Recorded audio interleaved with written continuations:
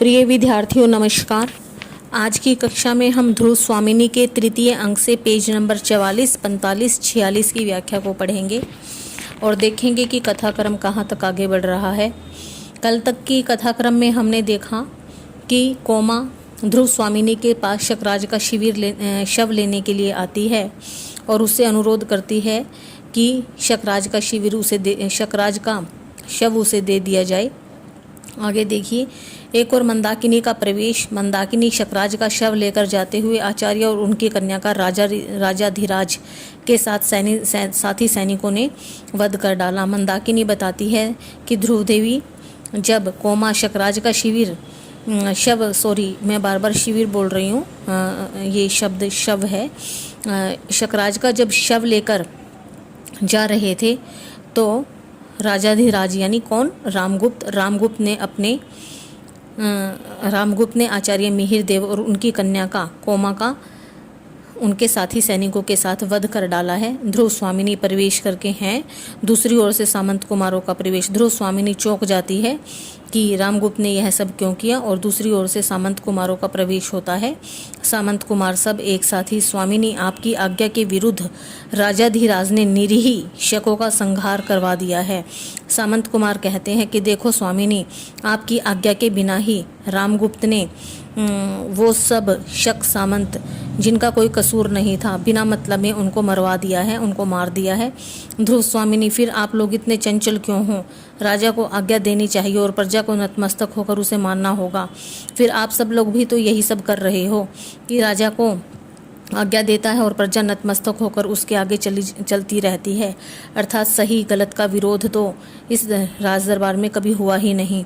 सामंत कुमार, किंतु अब वह असह्य है। राजसत्ता के अस्तित्व की घोषणा के लिए इतना भयंकर प्रदर्शन। मैं तो कहूँगा कि इस दुर्ग में आपकी आज्ञा के बिना राजा का आना भी अन्याय है। सामंत कुमार कहता है कि हाँ, रामगुप्त ने जो भी अब तक अन्याय, अत्याचार और जो भी वातावरण दरबार में फैलाया है वो सब असह्य है, बहुत अधिक दयनीय, दुखनीय और पीड़नीय है। लेकिन राजसत्ता के अस्तित्व की घोषणा के लिए इतना भयंकर प्रदर्शन हमेशा उनके लिए द्वारा किया जाता है।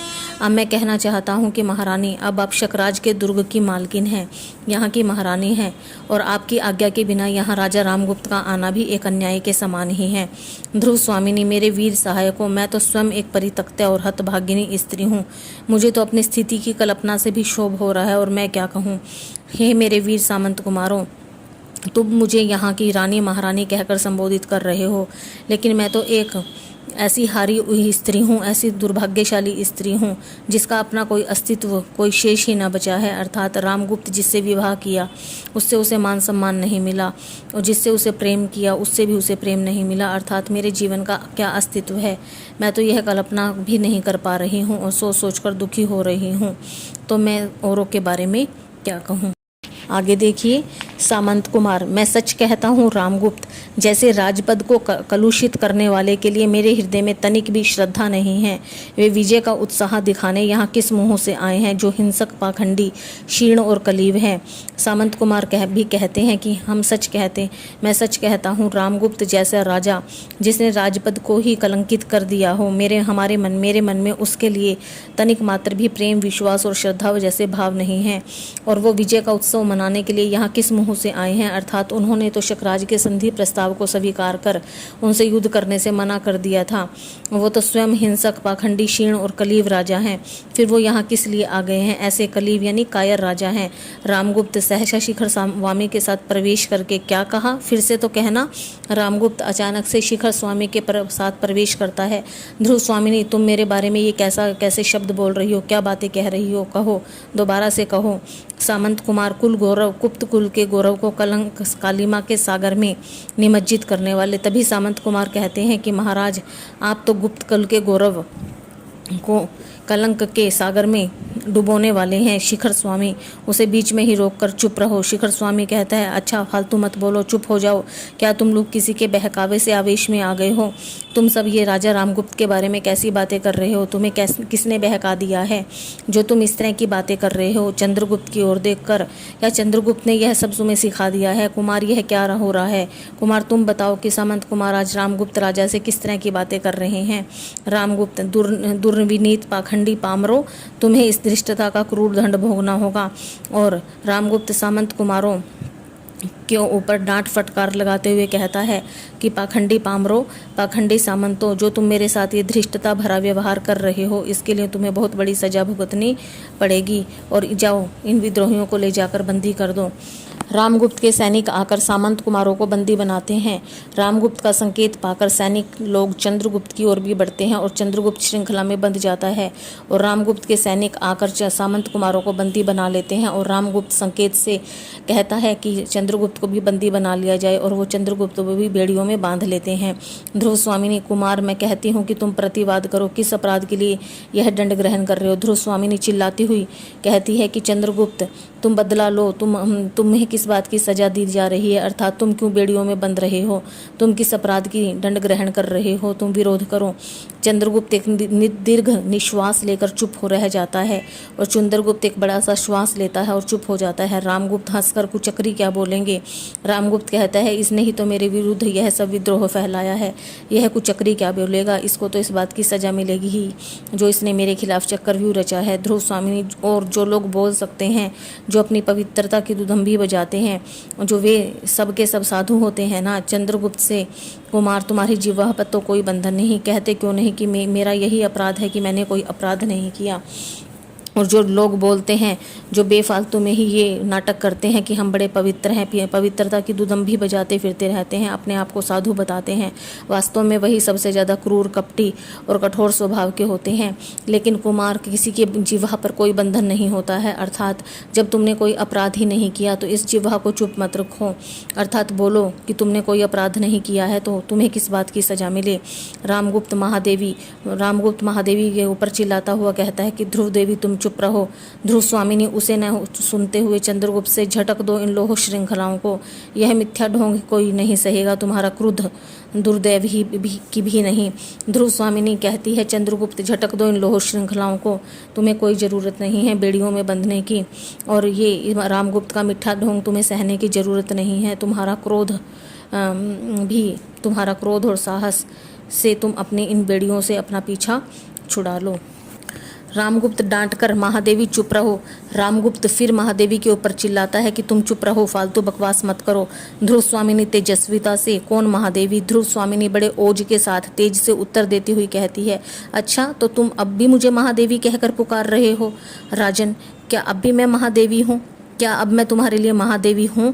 तुम तो वो हो, इतने काया राजा हो जो शकराज की शैया के लिए मुझे कृतदासी बनाकर यहाँ भेज दिया, उपहार स्वरूप मुझे उसके बिस्तर के लिए भेज दिया था, और अब तुम मुझे महादेवी कह रहे हो। बड़े आश्चर्य की बात है कि तुम्हारे अंदर कुछ पौरुष तो बचा है या नहीं बचा है। शिखर स्वामी, देवी इस राजनीतिक चातुर्य में जो सफलता, और शिखर स्वामी रामगुप्त का समर्थन देता हुआ कहता है कि देवी तुम नहीं समझ सकती, यह सब राजनीतिक प्रतिशोध है। ध्रुव स्वामिनी पैर पटक कर, चुप रहो प्रवंचना के पुतले। ध्रुव स्वामिनी बड़ा पैर पटक कर कहती है कि तुम तो चुप ही रहो, धोखेबाज हो तुम तो पूरे अंदर ऊपर से नीचे से लेकर धोखे से भरे हुए पुतले हो, स्वार्थ के घृणित प्रपंच, तुम चुप रहो। तुम तो केवल अपने स्वार्थ के लिए कुछ भी कर सकते हो, अर्थात तुम्हें स्वार्थ के आगे राजा की पत्नी का मान सम्मान और गुप्त कुल का मान सम्मान कुछ भी नहीं दिखाई देता है। तुम तो केवल प्रपंच धोखेबाजी करने के लिए महल में आए हो। रामगुप्त, तुम तो महादेवी नहीं हो ना? रामगुप्त कहता है, अच्छा तुम महादेवी नहीं हो? ध्रुव स्वामिनी, नहीं, मनुष्य की दी हुई उपाधि मैं लौटा देती हूँ। ध्रुव स्वामिनी कहती है कि वो उपाधि जो तुमने मुझे दी है मैं उसे लौटा रही हूँ। रामगुप्त, और मेरी सहधर्मिणी? अच्छा तो तुम क्या मेरी सहधर्मिणी भी नहीं हो, मेरी पत्नी भी नहीं हो? ध्रुव स्वामिनी, धर्म ही इसका निर्णय करेगा। रामगुप्त, इसमें भी क्या संदेह? अच्छा अब तो धर्म ही इसका निर्णय करेगा कि क्योंकि तुमने मुझसे पत्नी जैसा कोई फर्ज तो निभाया ही नहीं, तो पत्नी भी कैसी, अब धर्म ही इसका निर्णय करेगा। अब तो मुझे इस बात में भी संदेह है कि मैं तुम्हारी पत्नी नहीं हूँ। ध्रुव स्वामिनी, उसे अपने हृदय से पूछिए, क्या वास्तव में मैं सहधर्मिणी हूँ? ध्रुव स्वामिनी कहती है कि आप अपने मन से पूछो कि क्या वास्तव में मैं आपकी सहधर्मिणी हूँ, पत्नी हूँ? क्या आपने मुझे धर्म पत्नी का दर्जा दिया? क्या आपने मुझे पत्नी की तरह कभी प्रेम से बात भी की, कभी मुझसे संभाषण किया? अर्थात केवल संदेह और शक के अलावा आपने मुझसे कभी कोई सही ढंग से व्यवहार नहीं किया, अपितु यहाँ तक मुझ पर इतना अन्याय और अत्याचार किया कि मुझे उपहार स्वरूप शकराज के पास भेज दिया। तभी पुरोहित का प्रवेश होता है। सबको सामने देखकर चौंक उठता है। शिखर स्वामी उसे चले जाने का संकेत करता है। पुरोहित, नहीं, मैं नहीं जाऊंगा। पुरोहित कहता है कि नहीं, अब मैं यहाँ से नहीं जाऊंगा। प्राणी मात्र के अंतःस्थल में जागृत रहने वाले महान विचारक धर्म की आज्ञा मैं न टाल सकूंगा। अभी जो प्रश्न अपनी गंभीरता में भीषण होकर आप लोगों को विचलित कर रहा है, उसका उत्तर देने का अधिकारी मैं ही हूँ। विवाह से धर्मशास्त्र का घनिष्ठ संबंध है। पुरोहित जी कहते हैं कि मैं एक महान विचारक हूँ और धर्म मुझे आज्ञा देता है कि जो भी तुम्हारे ध्रुव देवी के मन में जो भी द्वंद्व चल रहा है, इस विवाह को लेकर जो भी प्रश्न चल रहे हैं, मैं उन सब प्रश्नों के उत्तर दूंगा और तुम्हारी विचलितता को और चंचलता को खत्म करूंगा, क्योंकि यह विवाह मैंने ही करवाया था और विवाह का और धर्मशास्त्र का आपस में घनिष्ठ संबंध है। तुम्हारा यह विवाह उचित था या नहीं था, इसका फैसला भी अब मैं ही करूंगा। ध्रुव स्वामिनी, आप सत्यवादी ब्राह्मण हैं, कृपा करके बताइए कि क्या जो ये विवाह हुआ था वह बिल्कुल सही था। शिखर स्वामी विनय से उसे रोककर, मैं समझता हूँ कि इस विवाद को अधिक बढ़ाने से कोई लाभ नहीं। और शिखर स्वामी बात की भेंप को समझ जाता है और समझता है और वह प्रपंच रचता है और कहता है कि जाइए, आप यहाँ से जाइए, विवाद को बढ़ाने से और अधिक कोई फायदा नहीं है। ध्रुव स्वामिनी, नहीं, मेरी इच्छा इस विवाद को अंत करने की है। आज यह निर्णय हो ही जाना चाहिए कि आखिर मैं हूँ कौन। ध्रुव स्वामिनी कहती है कि नहीं नहीं, मेरी इच्छा है कि पुरोहित जी आप यहाँ रुकिए और बताइए और इस विवाद का अंत कीजिए। क्या मैं महादेवी हूँ? क्या मैं ध्रुव देवी हूँ? क्या मैं रामगुप्त की सहधर्मिणी हूँ या धर्मपत्नियों में हूँ कौन? मुझे भी तो पता चले कि मैं कौन हूँ। रामगुप्त ध्रुव स्वामिनी, निर्लज्जता की भी एक सीमा होती है। रामगुप्त ध्रुव स्वामिनी के ऊपर चिल्लाते हुए कहता है कि निर्लज औरत, बेशर्मी की भी एक हद होती है। ध्रुव स्वामिनी, मेरी निर्लज्जता का दायित्व कलियुग का पुरुष पर है, स्त्री की लज्जा लूटने वाले उस दस्यु के लिए।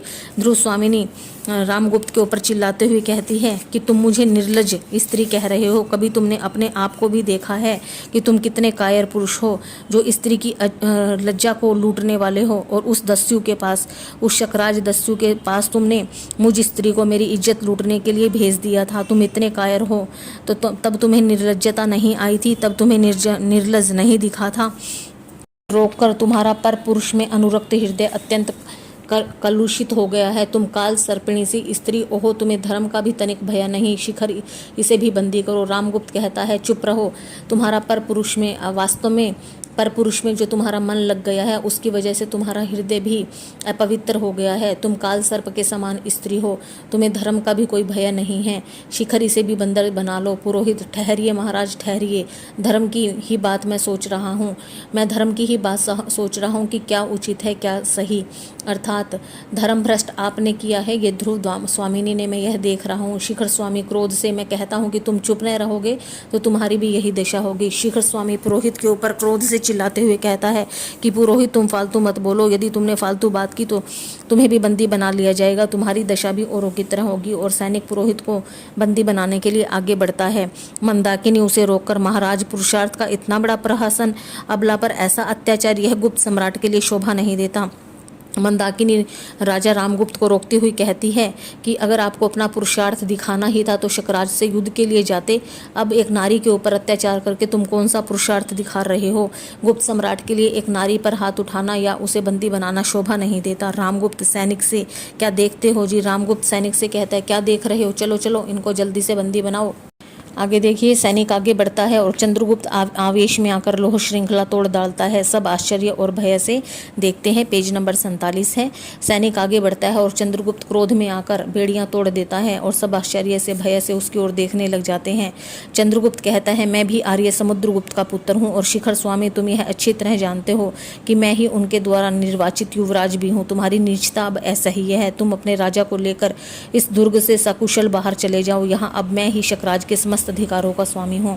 जब ध्रुव स्वामिनी चंद्रगुप्त को उसके अधिकारों को लिए लड़ने के लिए कहती है तो चंद्रगुप्त भी अपने पुरुषार्थ में आ जाता है और साहस कर कहता है कि शिखर स्वामी, तुम भी फालतू बकवास मत करो। मैं आर्य चंद्रगुप्त का पुत्र हूँ और तुम यह अच्छी तरह जानते हो कि गुप्त वंश का सम्राट भी, युवराज भी मुझे ही चुना गया था। यह तो तुम्हारी नीचता के कारण मैं गुप्त वंश का राजा बनने से रह गया। लेकिन अब तुम्हारी सारी नीच कर्म मेरे लिए असहनीय हो चुके हैं।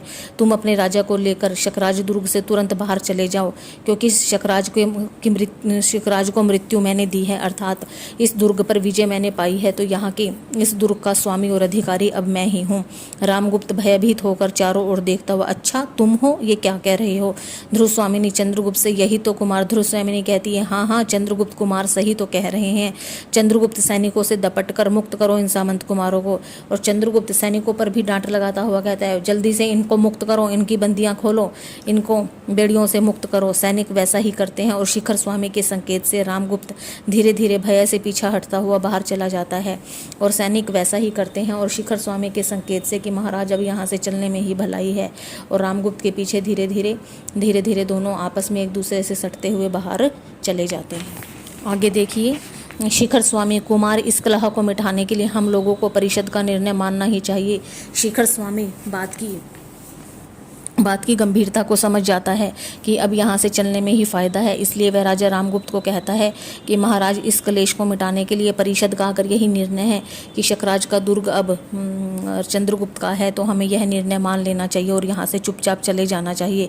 मुझे आपके आधिपत्य से कोई विरोध नहीं है, किंतु सब काम विधान के अनुकूल होना चाहिए। और जाते जाते भी नाटकबाज अपना नाटक और ड्रामा कर जाता है और कहता है कि ठीक है कि आप शकराज का दुर्ग संभालिए, अगर आपने विजय उसको हराया है तो ये विजय उत्सव आपका ही है, हम कोई विरोध नहीं है, आप इस पर राज्य पर अपना अधिकार करें, लेकिन सब कार्य नीति के अनुकूल होना चाहिए। मैं कुल वृद्धों को, सामंतों को जो यहाँ उपस्थित है लिवाने जाता हूँ। मैं इस दुर्ग के जो भी कुल वृद्ध हैं, सामंत हैं, यहाँ उपस्थित हैं, उनको लेने जाता हूँ। सैनिक लोग और भी मंच ले आते हैं और सामंत कुमार अपने खड़गों को खींचकर चंद्रगुप्त के पीछे खड़े हो जाते हैं। और शर्कराज के दुर्ग के जितने भी सैनिक हैं, सामंत कुमार हैं, वो चंद्रगुप्त को अपना राजा स्वीकार कर लेते हैं और उसकी रक्षा हेतु उसके साथ खड़े हो जाते हैं। ध्रुव स्वामिनी और चंद्रगुप्त परस्पर एक दूसरे को देखते हुए खड़े रहते हैं। कुल वृद्धों की परिषद के साथ रामगुप्त का परिवेश होता है। सब लोग मंच पर बैठते हैं। पुरोहित कुमार आसन ग्रहण कीजिए। पुरोहित कहता है कि चंद्रगुप्त कुमार आप अपना आसन ग्रहण कीजिए। चंद्रगुप्त मैं अभियुक्त हूँ। शिखर स्वामी बीती हुई बातों को भूल जाने में ही भलाई है। भाई भाई की तरह गले से लगकर गुप्त कुल का गौरव बढ़ाइए। और शिखर स्वामी फिर दोबारा नाटक और ड्रामा करता हुआ कहता है कि जो हुआ सो हुआ, बीती बातों को भूल जाइए। भाई भाई की तरह आप दोनों गले लगकर गुप्त कुल के गौरव को बढ़ाइए।